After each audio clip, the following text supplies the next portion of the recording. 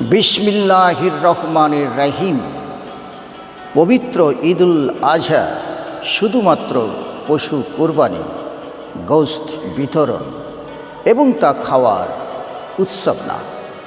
এই প্রতীকী পশু কোরবানি আসলে এক মহৎ ইব্রাহিমী মিশনের বার্তাবাহক।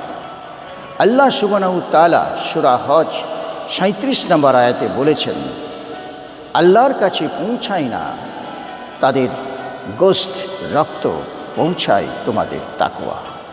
আর এই তাকওয়ার পরীক্ষায় উত্তীর্ণ হওয়াই হচ্ছে ইব্রাহিমী মিশন।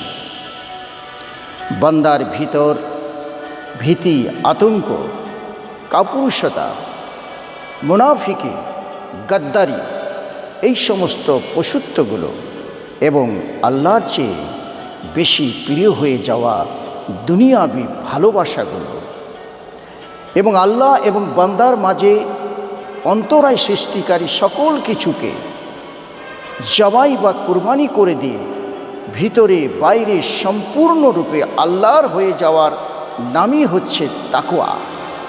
আল্লাহু আকবার।